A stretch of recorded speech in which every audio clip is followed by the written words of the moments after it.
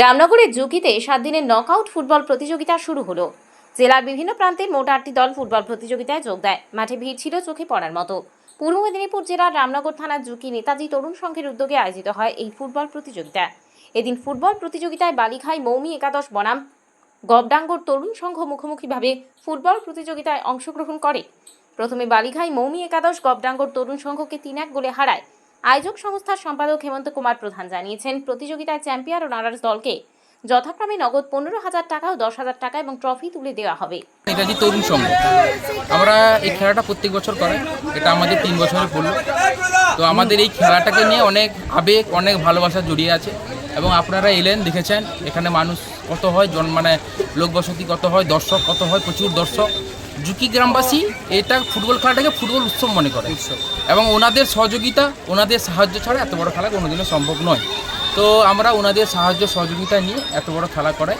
তো আমি এইটুকু আপনাদের মাধ্যমে আমি জানাবো, জুকি গ্রামবাসীর সকল মানুষকে অসংখ্য ধন্যবাদ। আমরা এত বড় খেলা করাই, ওনারা সাহায্য করেন বলে, এবং অসংখ্য ধন্যবাদ জানাই যত দর্শক আসে ওনাদেরকে খুব মানে আন্তরিক নেতাজি তরুণ সংঘের পক্ষ থেকে আন্তরিক শুভেচ্ছা ও ভালোবাসা। কদিনের খেলা, কটা দল অংশগ্রহণ করেছে? 7 দিনের খেলা, 8টা দল অংশগ্রহণ করেছে। আজকে প্রথম খেলাটি ছিল গবডাঙ্গর তরুণ সংঘ ভার্সেস বালিঘাই মৌমি এফসি। কালকে আছে Juki junior FC versus Orissa. 3 নম্বর দিন আছে এগরা ভার্সেস কলাইকুণ্ডা। 4 নম্বর দিন আছে Panchkura versus Digha. Champion runners কত কি আছে? চ্যাম্পিয়ন হচ্ছে 10,000 টাকা, 15,000 টাকা, রানার্স 10,000 টাকা। এবং অসংখ্য ধন্যবাদ ফার্স্ট কাপ দাতা ভবশঙ্কর সাউকে এবং সেকেন্ড কাপ দাতা রঞ্জন মাইতিকে। এবং আমার এখানে খেলা যতজন ডোনার করেন, যারা সাহায্য করেন, ওনাদেরকে আমার ক্লাবের পক্ষ থেকে অসংখ্য ধন্যবাদ। এদিন গান গেয়ে মঞ্চ মাতালেন খোদ সিনেমা জগতের চলচ্চিত্র অভিনেত্রী খোদ পায়েল সরকার। উপস্থিত ছিলেন জুকি গ্রামের পঞ্চায়েত সদস্য তপন প্রধান ও দুলাল মণ্ডল, বিশিষ্ট সমাজসেবী বিশ্বরঞ্জন মিশ্র, অভিনেত্রী পায়েল সরকার, বিশিষ্ট সমাজকর্মী নিমাই দাস প্রমুখ।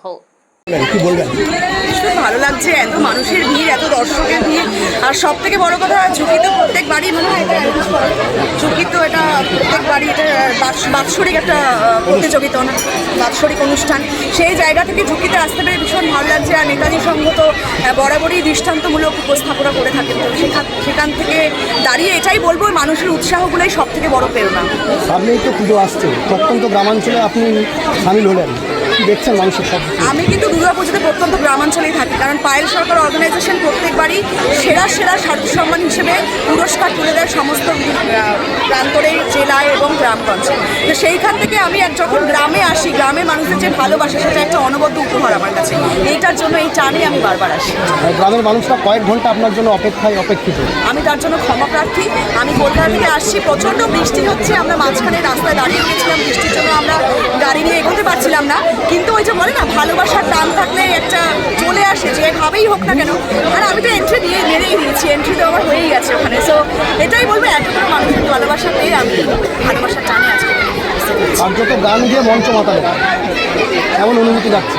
ভালো লাগছে। দর্শক যদি ভালো থাকে, একটা গান নয় 10টা গানও দিয়ে দেওয়া যায়। দর্শক যদি এত ভালো হয়, মানুষের যদি এত ভিড় থাকে, ভালোবাসা পাওয়া যায়, সেখানে গান গাইতে কোনো অসুবিধা নেই। এভাবেই যেন মানুষের ভালোবাসা সবসময় পাই আর মানুষকে ভালোবাসে। আপনার নাম?